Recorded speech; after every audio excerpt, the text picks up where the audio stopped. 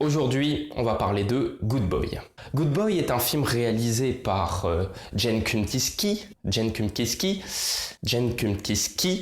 qui est le réalisateur de, par exemple, Bad Teacher, un film très moyen, et produit par la même équipe qui ont fait Nos Pires Voisins 1 et 2, ainsi que d'autres films du même genre. Le film se concentre notamment sur un groupe de 3 personnes, 3 jeunes garçons qui rentrent au collège et qui vont tout simplement apprendre à se faire un nom. Ils vont essayer tant bien que mal de se dépatouiller et devenir de grands garçons.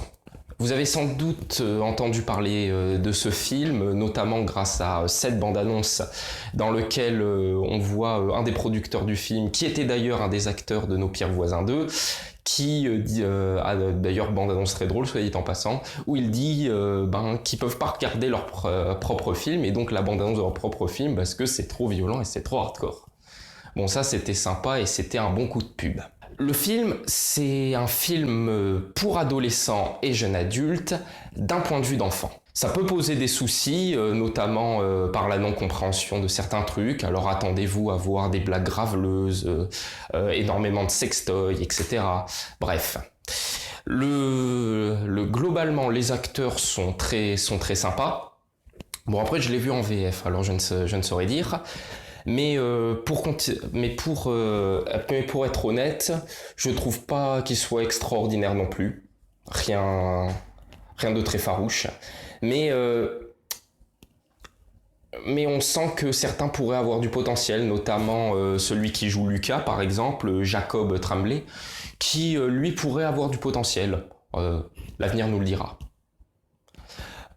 L'histoire, quant à elle, et tout ce qu'il y a de plus, est une histoire basique, qui pourrait être améliorée, mais qui reste au niveau 1 de la narration, c'est-à-dire ils veulent se rendre à une soirée, et pour cela, il faut que l'un ne soit pas puni, et du coup, il y a un événement 1, puis un événement 2, puis un événement 3, etc., et ce, jusqu'à la fin du film. La mise en scène n'a rien d'exceptionnel, la mise en scène se contente bêtement de filmer ce qu'elle doit filmer, elle a des fois des moments assez bêtes, mais d'autres fois des petites trouvailles sympas, notamment la scène de l'autoroute, ceux qui ont vu le film comprendront, et peut-être éventuellement certaines scènes, notamment de course-poursuite, qui ont l'air pas mal, peut-être copiées de Terminator 2, la scène de poursuite.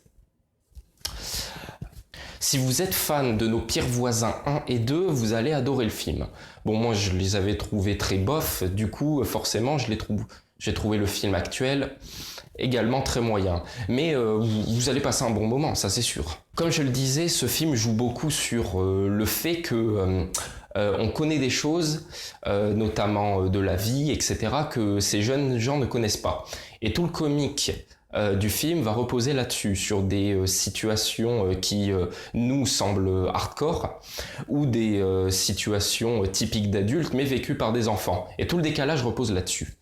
Alors ça a ses bons côtés, mais ça a également ses mauvais côtés, tout simplement parce que le film passe pour un espèce de Nos Pires Voisins, mais version CM2. Cela se voit que le film a été prévu pour faire un petit peu comme une saga, comme les acteurs sont encore jeunes. Ils vont sans doute nous pondre, sans doute dans 1, 2, 3 ans, ils vont sans doute nous faire des suites, ça c'est normal. Et d'ailleurs, une chose très intéressante, c'est le fait que le film, et notamment au niveau de sa fin, n'est pas totalement belle, telle qu'on pourrait le voir dans des films enfants, où à la fin, tout est beau, tout est rose, et le gamin finit forcément par être avec la fille dont il souhaite. Et ça, pour le réalisme, c'est toujours cool. Des petits reproches à faire au film seraient par exemple le fait que tous les événements qui se passent n'aient aucune conséquence, c'est-à-dire que les gamins vont faire des actions absolument terribles, répréhensibles par la loi, mais qu'il ne va y avoir aucune conséquence à ça, aucune conséquence vis-à-vis des gens qu'ils ont croisés, aucune conséquence et aucune corrélation. C'est-à-dire vraiment, on est basiquement à, ils font un truc pour l'événement 1, un truc pour l'événement 2, un truc pour l'événement 3. Et il n'y a jamais de lien entre les différentes actions qu'ils font, hormis la trame principale, le fil rouge qui consiste à aller à la fameuse soirée. Parce qu'il faut pas l'oublier, Jem Tempesky, à la base, c'est un scénariste et c'est pas un réalisateur. Et à mon avis, ça se voit. Il est plus là pour raconter des histoires. Alors certes, des histoires drôles, mais pas des histoires avec des images, pas des histoires avec de la belle mise en scène, etc. Non, lui, c'est l'histoire, point. Et la réalisation est plus que bateau. Et je crois qu'il n'y a rien de plus à dire.